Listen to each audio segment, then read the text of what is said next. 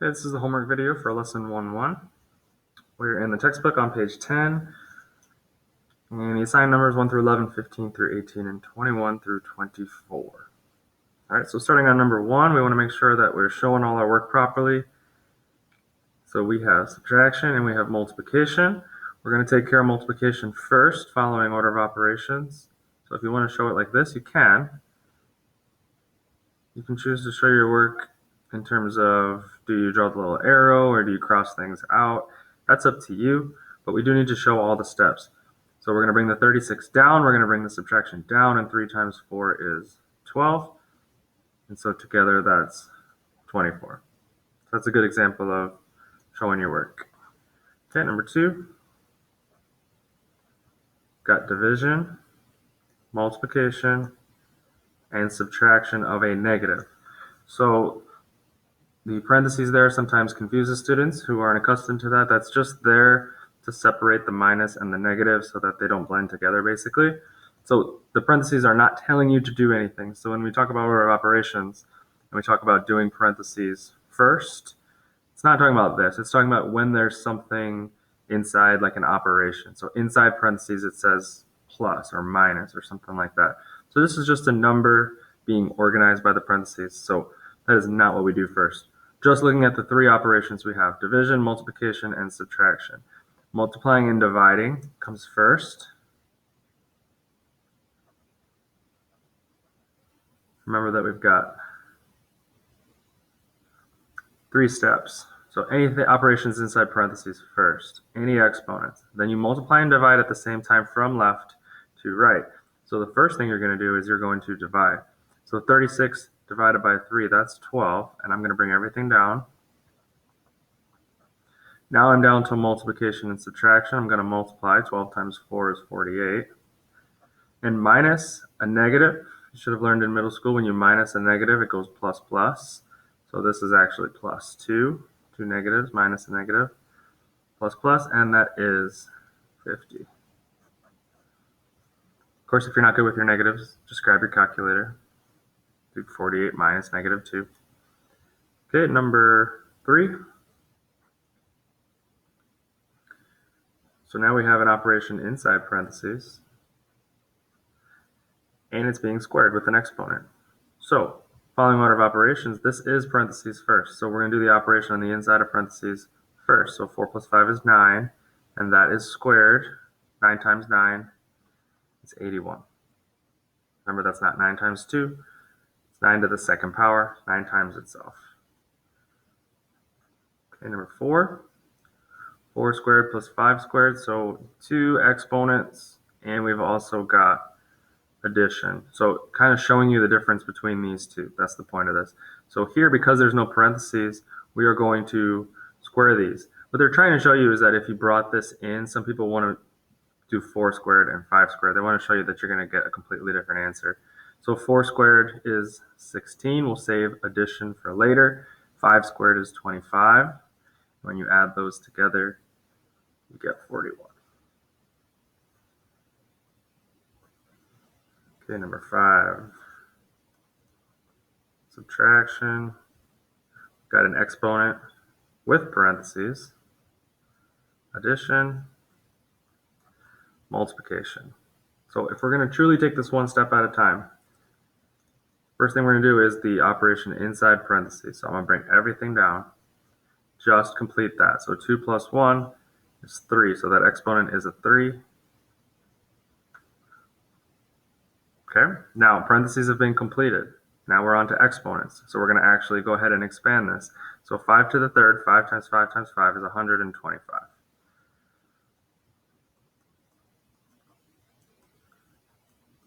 And now as I look across this, I have subtraction, addition, but I do have multiplication. So next thing that needs to take place is multiplication. So that's 80. Everything else comes down. And now the one trap some people will fall into is they think adding comes before subtracting. Only if you see it first from left to right. So this all happens at once. Do all your adding and subtracting from left to right. Don't jump around. So it's going to be 10 minus 70. That's negative 60. Negative 60 minus 125 is negative 185. Again, feel free to use your calculator. And now you can combine those, and that's negative 105.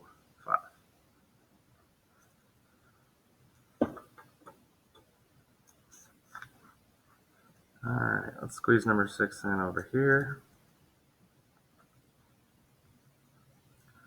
So addition, multiplication, 3 times the quantity, 4 minus 5, that's in parentheses, so we have to treat that as the first thing we're going to do. And then we have a fraction with some operations. And when we see that, we treat these like parentheses. This whole top part is grouped. So what parentheses do is they group things together, and you have to take care of that first. So this fraction bar is grouping the top and grouping the bottom. So that's actually part of what we're going to do first.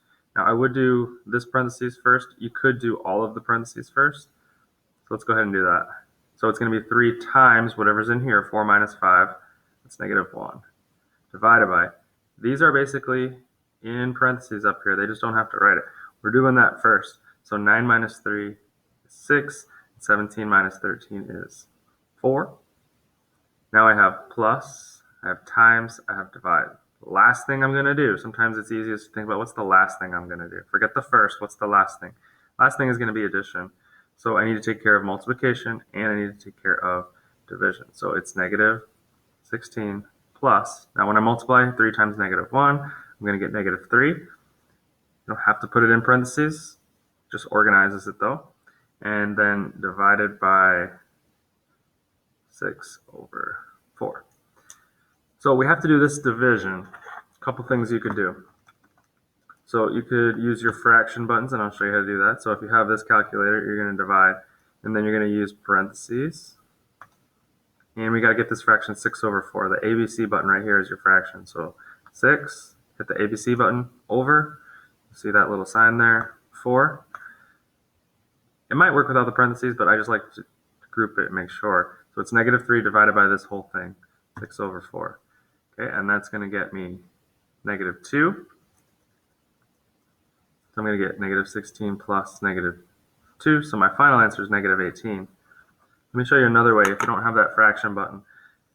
You can turn 6/4 into a decimal. You can turn any fraction into a decimal by dividing. A fraction bar actually means divide.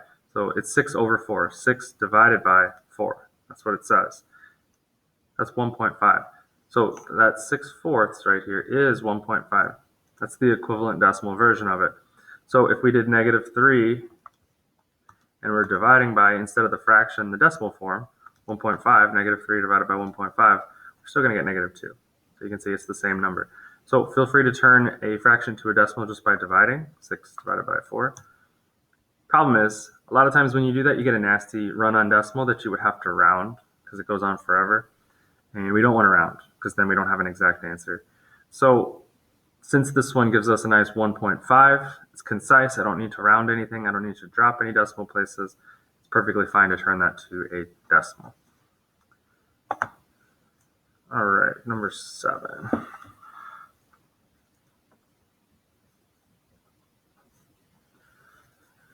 So for 7 and 8, it says use the order of operations to evaluate the expression for the given values of x. So basically you're doing 2 separate problems here. This is our expression. This is called an expression.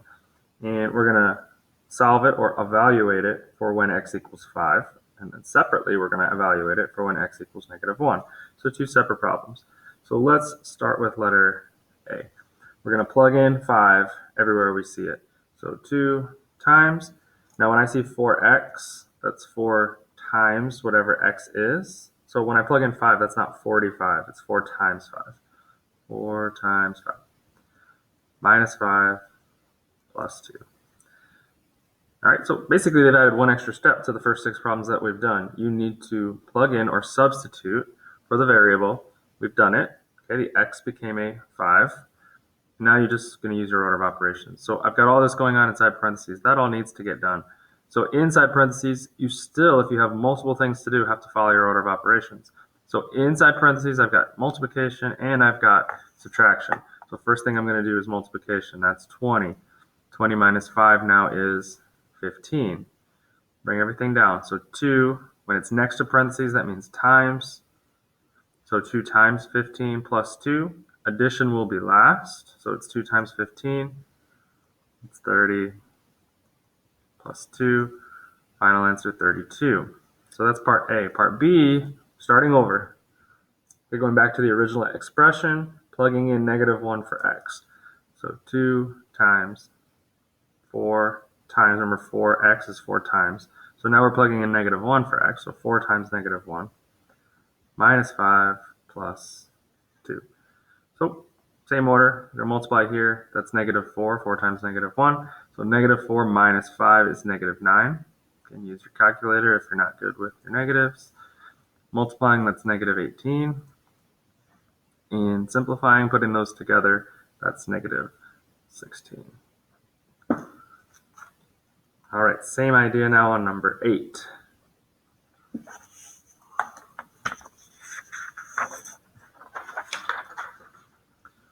So on number 8, we're plugging into this expression, and we're going to do it with a 1, and then we're going to do it with a 3.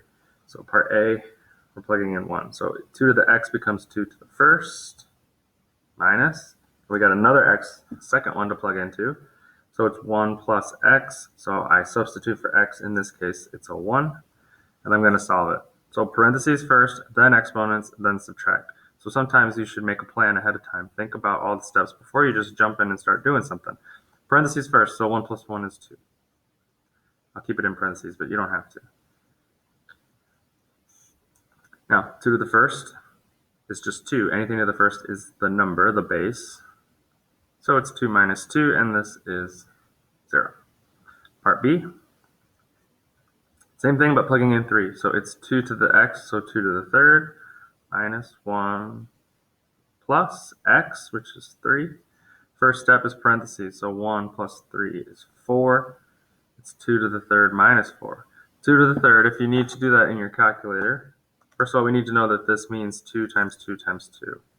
It's 2 times itself 3 times, 2 to the power of 3. The base multiplied by itself this many times. The exponent tells you how many times. 2 times 2 times 2. So you could just actually write that all the way out, 2 times 2 times 2, and that's 8. Or use your exponent button, which is right here. Some people call it a caret, but the arrow pointing up is your exponent. So it's 2, then you hit the exponent, raised to the third, it equals, and again, we know it's 8. Okay, so that's 8 minus 4, and final answer here is 4. All right, let's see what we got. Number 9. So kind of similar here, we're going to evaluate expressions, plugging in when t equals 10. So for part A, it is 5t squared, and we're going to plug 10 in for t. So substitute 10 in for t squared. Now notice I put parentheses. You don't have to. You could write it as, because this is 5 times. Anytime you have a number sitting next to or attached to a variable, that's multiplication. So this is 5 times t squared, or 10 squared. So you could have wrote it like this as well. But we need to recognize that before we multiply, we have to take care of exponents. That's your order of operations, exponents first. So 10 squared here is 100. So it's 5 times 100. Or if you wrote it out like this, 5 times 100, that's fine. And obviously that's 500. Okay, so for part A, we got 500. Part B now, you'll notice it's a similar problem, but they've grouped it differently. And they want you to understand what happens when you change things with parentheses. So plugging in 10 again, it's 5 times t, so times 10 squared. So by adding parentheses now, we have to complete the inside before we do the exponent, because it's always parentheses first. So 5 times 10 is 50. And that exponent of 2 is still there. So it's 50 times 50, and that's 2,500.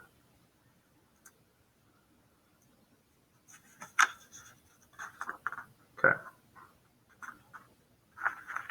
So now we are moving on to number 10. So we're going to evaluate this expression when r equals 1/3. So we're going to be dealing with a fraction, right? So how do we do that?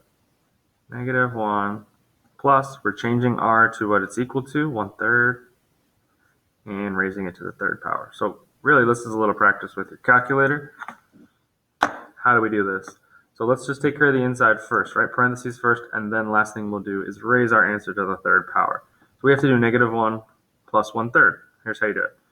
Here's your negative, -1 plus. Now 1/3, we're going to use our fraction button again. 1, ABC, 3. So that's 1/3.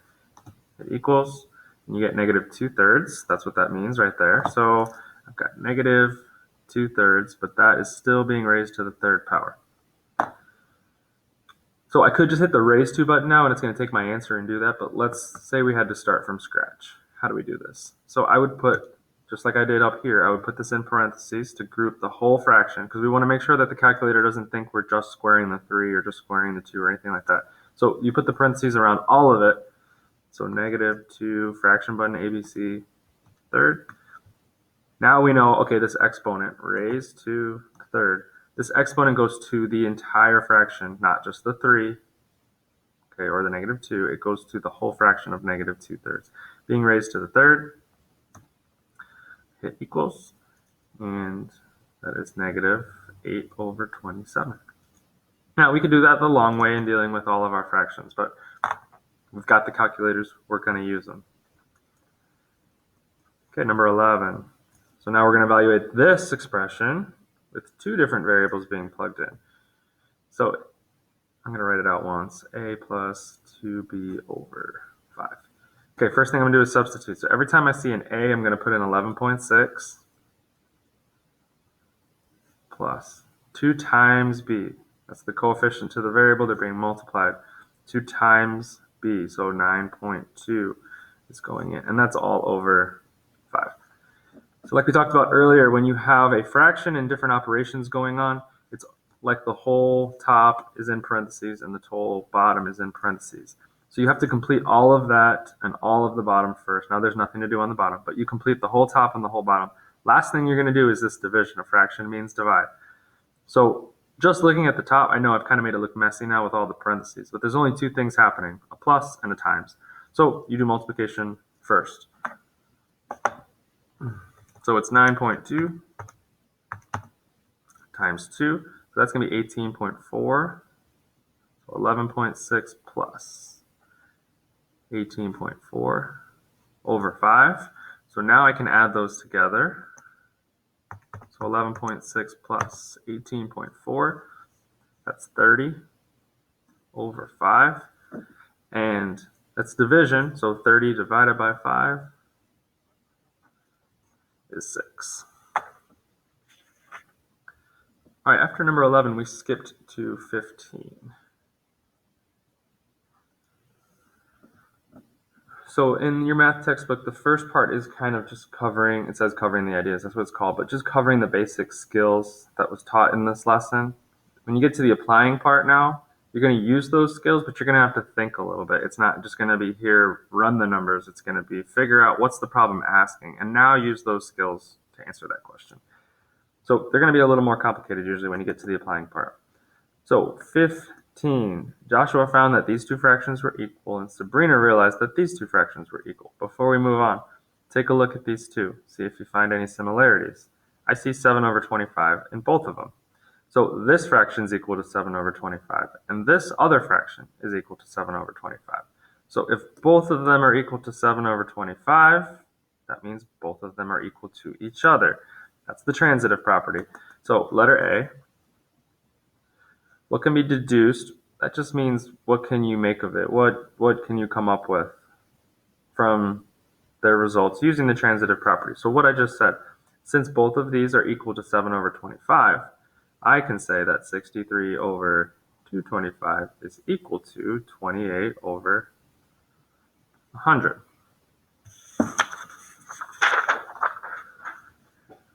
Okay, and letter B, if this is equal to 28%, which it is it also true that 63/225 equals 28%? Well, we already said that they're equal to each other. So if one of them is equal to 28%, then the other one is as well. So my answer here is yes. And this is true by the transitive property. And we had that in our notes. Again, not an English teacher, terrible handwriting, I apologize. but we got the math correct here. All right, 15 through 18, so 16. Which expression is not equal to the others? So just taking a look at this, 27 minus 3 is the same as 27 plus negative 3. When you add a negative, it comes off. When you subtract, it comes off. Subtracting a positive, it comes off. And when you look at this one down at the end, it's still negative 3 plus 27. That's the same thing as this. They just reverse the order. So the only one that's different is here. When we combine these, we've got more negatives than positives, so our answer will be a negative. All of these will be positive answers. 27 minus 3, we know that's positive 24. And if we combine 27 positives and 3 negatives, we've got a lot more positives, positive answer. A lot more positives here, positive answer. A lot more negatives here, negative answer. So no real work to show here. Negative 27 plus 3 is the one that's not equal to the others. You could go and show each one individually, but those are easy enough that you can just look at it. All right, 17. Let's leave this first one alone for a second. Although I do want you to see this fraction and this division, we have to start seeing them as the same thing. So I already know that these two are equal, actually. Negative 9 divided by 4 is the same as negative 9 over 4. This actually says negative 9 divided by 4. So those are the same, meaning one of these is not the same as those. Now, when we multiply whole numbers times fractions, that whole number is really just over 1. So negative 9 times 1/4 is the same as 9 over 1 times 1/4. And when you multiply fractions, you go straight across. So up the top is negative 9 and the bottom is positive 4, which matches the other two. So we already know the correct answer in this case, the one that's not equal to the others, is here. Let's talk about why. So 1 over negative 9 times 4, well, that's really 4 over 1. Multiply straight across and you get 4 over negative 9. That's no good. So the correct answer is this one is not equal to the others. All right, 18. This is one every year students look at and they go, whoa, and they just skip it because there's a lot of words. Okay, but we can do this. They're going to give you an expression. They're going to give you some data to plug into it. It's just like doing one of these. Here's your expression, plug a number in. You just got to dig a little bit. Okay, so we got to push past the fact that there's a lot of words. If we can handle this, we can handle this. So 18, object is shot from the ground. The formula is this. So they give you it and they tell you what the letters represent. H is height. That makes sense. T represents time or seconds. And V is velocity. Okay, so dig through the words and figure out, okay, that's what everything means. Blah, blah, blah, blah, blah, blah, blah. Now they're going to give you information to plug into it, and you go use it and just do the math. So a toy rocket is launched with a velocity of 80. So every time I see a V, I'm going to put in 80. Find its height 2 seconds later. Well, T is your seconds, so I'm plugging 2 in every time I see a T. They want you to find the height. So height equals negative 16t squared plus V times T. Looks complicated. It's not, though. Let's plug in. Every time we see a T, we said we're plugging in for 2 seconds. So negative 16 times 2 squared plus V, your velocity, is 80.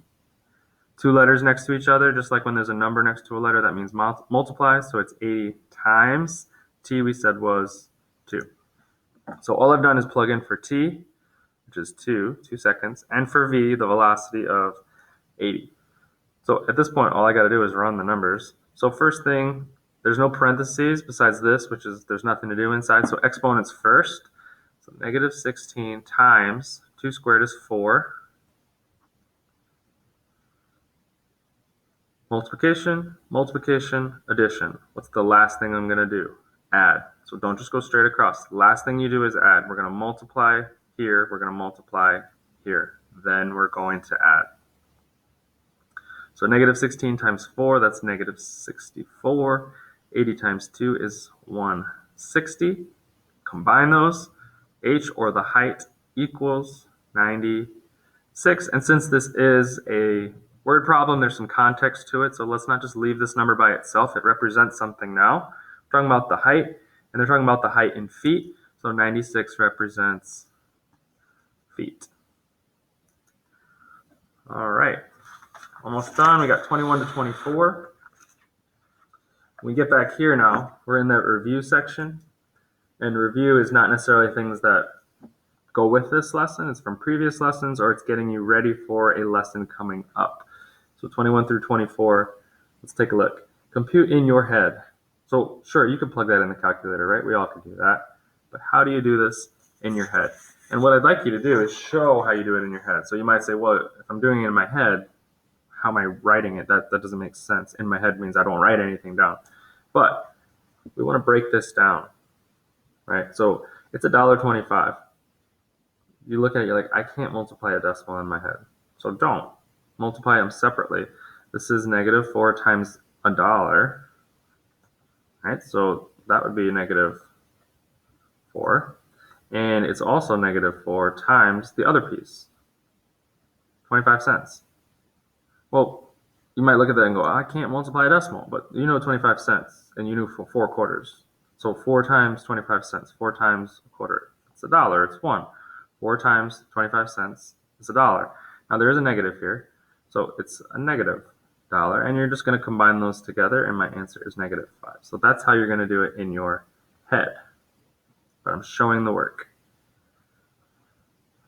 Now this one, when you multiply by powers of 10, all that happens is the decimal moves. Okay, so the number of zeros, like let's say this was a 10, the decimal would move 1 spot. If it was 100, 2 zeros, it moves 2 spots. I'm multiplying by 1,000, so this number, 11.4, the decimal place is going to move 1, 2, 3 places. 1, 2, 3. Now the decimal's here at the end of the number. Well, these empty spots have to get filled in with zeros. So this number right here is 11,400. We don't put the decimal at the end of a number if we don't have to. So the final answer here is just 11,400. So we need to know that when we multiply by a power of 10, 10, 100, 1,000, 10,000. Just count the number of zeros, and that's how many decimal places this is going to move over. You could plug this in your calculator to double check it if you don't trust me. Okay, but that's an easy one you can do in your head. We don't have to go and reach for the calculator. 23. Oh boy, fractions. Everybody freaks out, right? So let's do this in our head. Split them up. 3 times 20. You might say, well, even that's a big number. Well, what's 3 times 2? It's 6. So what's 3 times 20? It's 60. We can do this. So what have we not done? We haven't done the half times the 20. Well, when you multiply a whole number by a fraction, like an easy fraction like a half, it just takes half of it. So it's basically asking you, what is half of 20? You don't have to do some crazy fraction math here. What is half of 20? That's 10. So 1/2 times 20 is 10. And you're just going to go ahead and combine those two together, and that is 70. Okay, so that's how you do that in your head. Last one, 24. We're going to put these in order. So smallest numbers are your negatives, and then we'll have our positives. So our 3 negative numbers are going to be the first ones. Now, 2 of my negatives are fractions. That means on a number line, if I have 0 and I have 1 and I have -1, all the positive fractions that are not larger on the top, right, but just regular old fractions, they're going to be between 0 and 1. Well, same thing here with the negatives. So -1/6 and -2/7 are both right in here between 0 and -1. So this -7 is way out here somewhere. So -7 is the first one. Now, we're going to look at these two, and we got to figure out which one comes first from left to right on a number line. Here's a good way to test them. Forget the negatives for a second. Turn these to decimals. Decimals are easier to compare. 2 divided by 7. That's how you figure out what 2/7 is. 2 divided by 7. So it's 0.28. Maybe write that down. 0.28 is 2/7. And what about 1/6? 1 divided by 6. That's 0.16. So you can see 1/6 is smaller than 2/7. So if we're just comparing positive numbers, 1/6 is smaller than 2/7. But we're looking at negatives now. So -2/7, -1/6. Think about comparing -10 and -2. If we're just looking at positives here, right? 10 and 2, 2 is smaller. But when you're looking at a number line, negative 10's out here and negative 2 is here. So if we were counting positives, we have 2 here and 10 here. So it's opposite is what I'm trying to get at here, maybe in a long fashion. But you look at 10 and 2, well, 10's bigger. So in the negative world, it's opposite. Negative 10 is actually smaller. So in the positive world, 2/7 is bigger. So in the negative world, 2/7 is smaller. So it would go farther to the left here. So negative 2/7 followed by negative 1/6. Okay, back over here, we need to know what pi is equal to. You actually have a pi button on here. Most people know it though. You can punch pi and hit equals. It's 3.14 and a bunch of other stuff. So when I compare it to all these other positive numbers, 2 is going to be smaller than it, and so 2 is going to have to come next here. But 3 point anything is smaller than the rest of this stuff, so pi comes next. Pi is just a number. And as I scan through the rest of this, 12 is obviously the biggest one here, but I got to compare 5.3 and 5.39. So which one's bigger? So 5.3 is 5.30, and this is 5.39.